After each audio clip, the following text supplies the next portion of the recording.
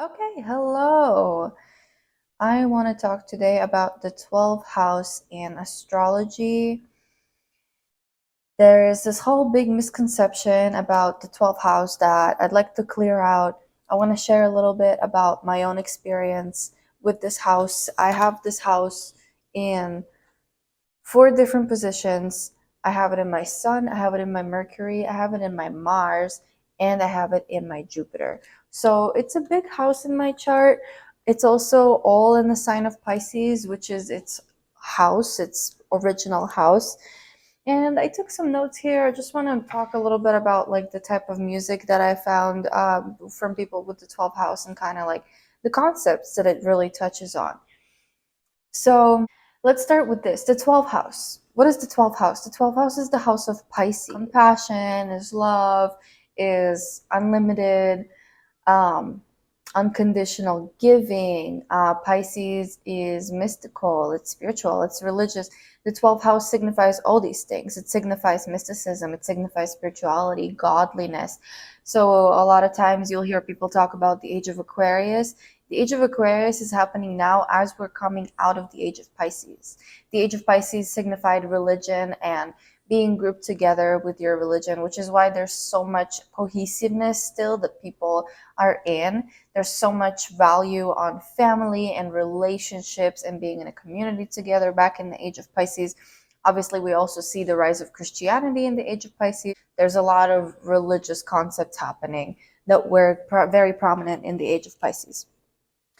Now, the 12th house, like I said, is mysticism. It also signifies the things that are unseen. It signifies health, especially mental health. It signifies addictions. It signifies escapism, like where you go when you get overwhelmed, or what are the things that you engage in when, life gets a little hard. Where are these parts of you? What are these activities that you can turn to when you're struggling with reality?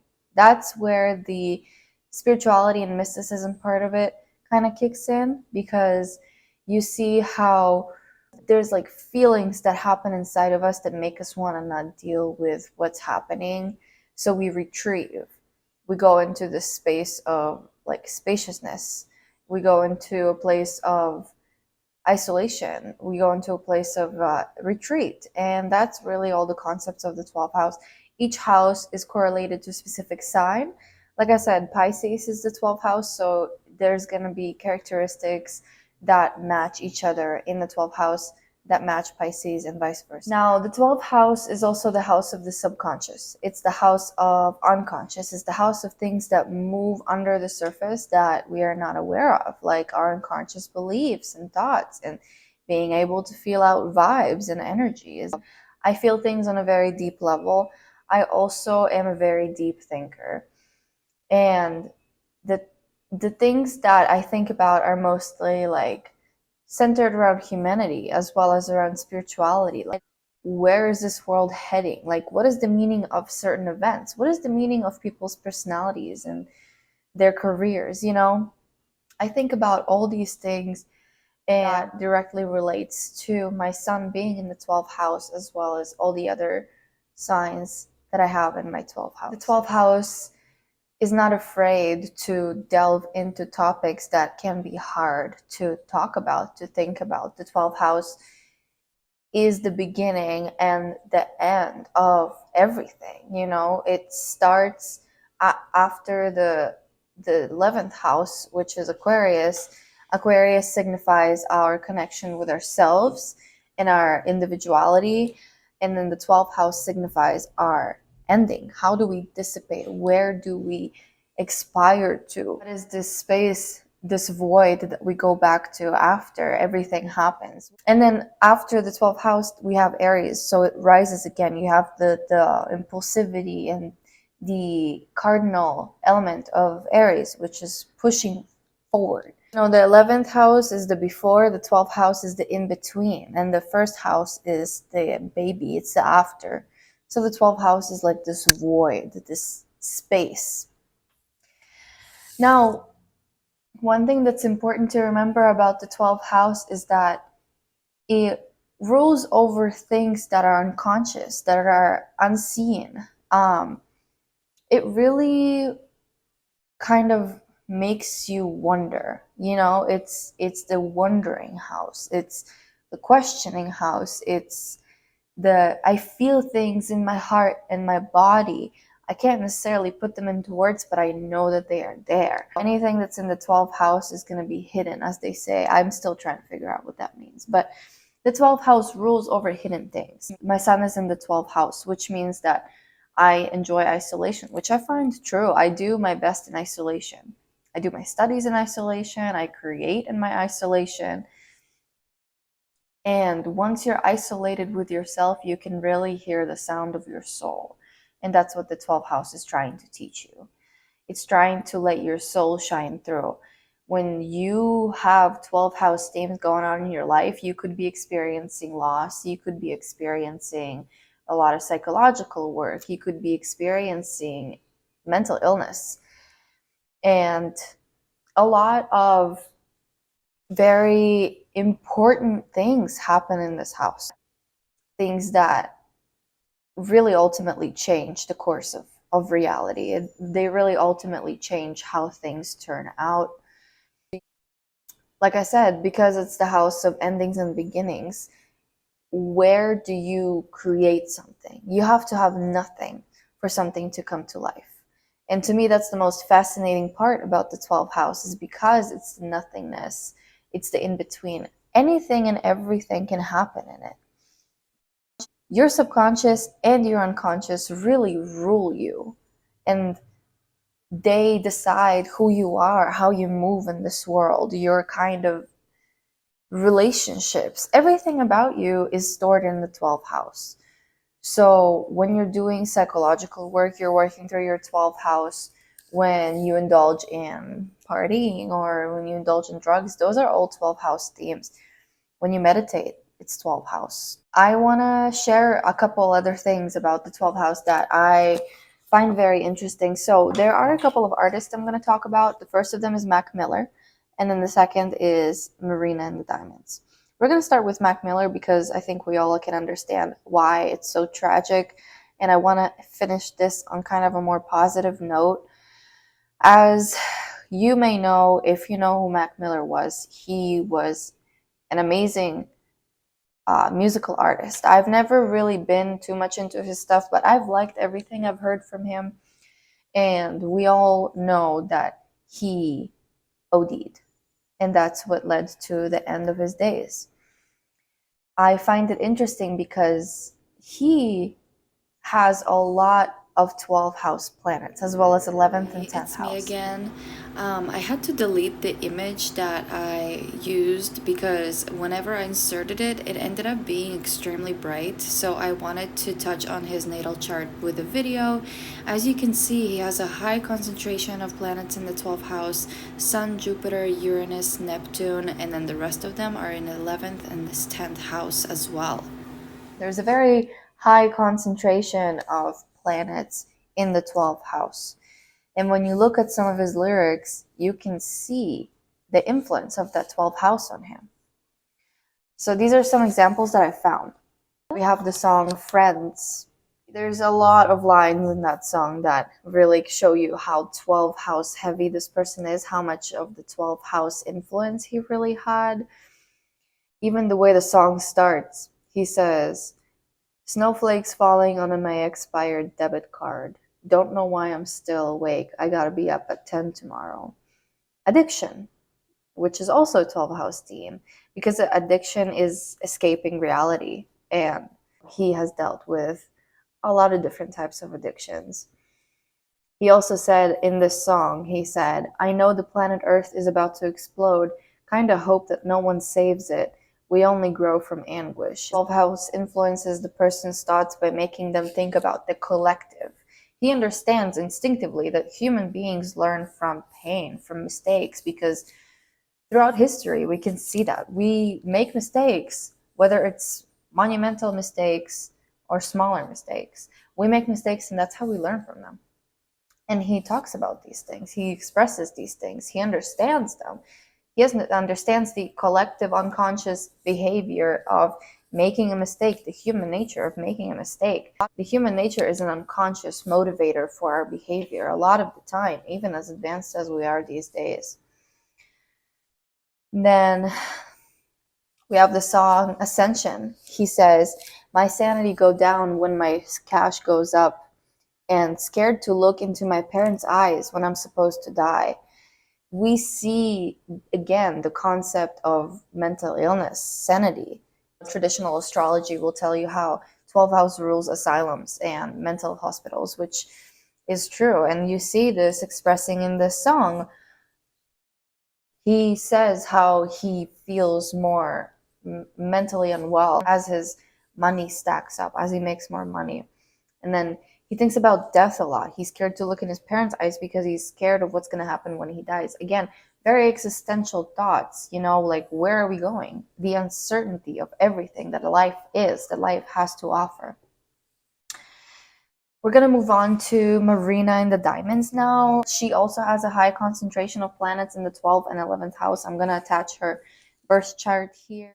So, as you can see, again, we see a high concentration of planets as well as aspects, which are a very important part of astrology as well. But nearly all of them are in the 12th, 1st, 11th, and 10th house, signifying a high concentration of those in the person's life. And her music has always been extremely existential. It's always been talked about humans and love and feelings and how we are really driven by like darkness at times. And she expresses a lot of that in her songs. Even her most recent album, although the album itself is quite positive as opposed to some of her earlier stuff when she was first starting out. Humans and where we're going and what's happening in the earth, human motives. One song by her that I want to talk about is called Solitaire.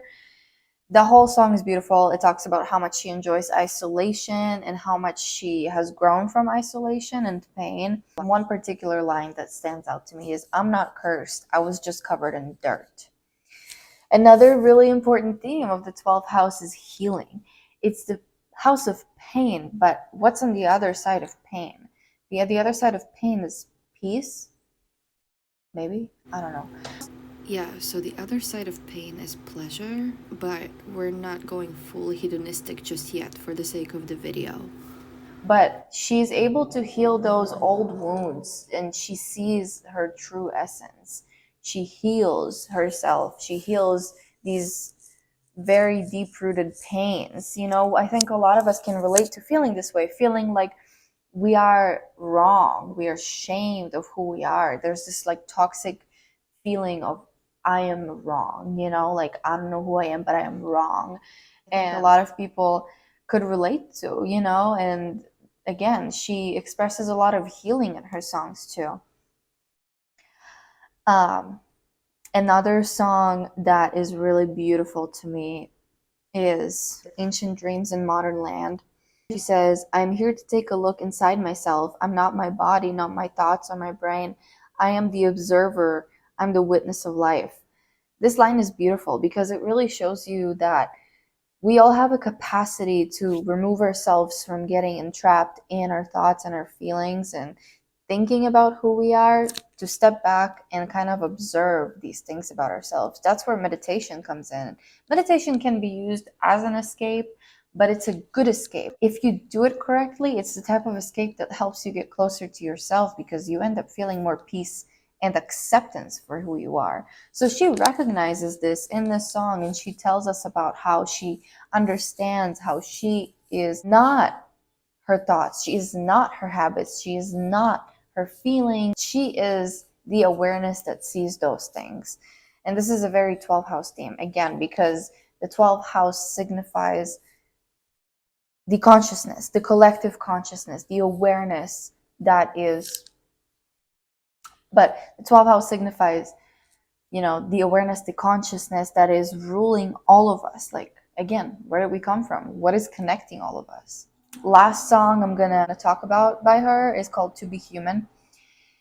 There's a lot of good lines in this song. This song basically wonders about who we are. Like, what does it mean to be human? And this is a question that I think we should all ask ourselves. Like, what does it mean to be human?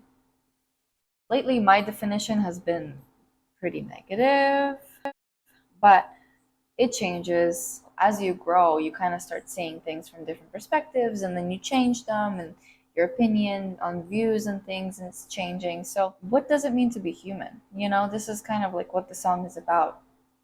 She also says how she's seen it all, she's been places, she's traveled, and she still doesn't know what does it mean to be a human being. I find the 12th house extremely fascinating. There are so many things about it that are actually making it to be such a, prominent house. I feel like it's usually the house that traditional astrology kind of like pushes aside and forgets about, but I think it's so important because it's where everything starts and everything ends. It's literally the void from which creation began. It's so easy to forget about the things that are the baseline for who we are, right? Think about it as like nature or the breath. Like we breathe all the time, but we don't know it anymore. Like we don't consciously think about it, we just do it. And then nature, it's always there. It's growing from underneath the concrete, breaking through the concrete. That's what the 12th house is to me. It's the basis for everything. It's what starts all of our actions, all of our humanness. There's a lot to unpack in the 12th house. And I have learned to love my 12th house placements. I used to think it was a curse because it's the house of isolation and it's the house of mental illness. And I used to think that it means that I was an isolated, mentally ill person. um, but now I see how having such prominent 12th house placements is actually played out to my benefit in my life because I am very intuitive. I'm listening to my hunches very well. I can read people very well. I can unconsciously figure out where I'm at with all situations in life, which gives me a great amount of essentially control over where I'm going in a sense. I obviously don't have control over my life, but I have a control over my choices because I'm more aligned with my true desires and my true needs. And this is really a strength to have, to be able to be so deeply attuned to myself and my environment. Eventually, I learned how to appreciate these things. I've also always been into astrology and spirituality and meditation, and I've been doing yoga since I was 17. It's always been almost 10 years since I started my practice. And it's really the things that made up who I am. All these 12 house themes have made up who I am. I've struggled in the past a lot with the 12 house themes. Now I've learned to love my ability to read people, to listen to myself, to move in a gentle way because I'm following the unconscious currents of situations. If you have any 12 house placements that you're ashamed about or you don't know how to unpack them, start here. Start thinking of the 12th house as a house of mysticism and spirituality and unconsciousness and psychology. Those topics will lead you in the right direction of where eventually you're supposed to end up. The 12th house is not doomed. If you have placements in the 12th house, you're not doomed. You're actually really intrinsically connected to everything and in touch with a lot of things that a lot of people aren't in touch with. And that can make you a great healer. It can make you a great psychologist. It allows you to help people become more whole and integrated with their darker sides because you can see those things and you can help people bring them out to the surface and combine them together with their positive aspects. So I've learned to love it. I hope you find this video helpful. This is just my 12th house breakdown and what I've learned about it so far. Thank you.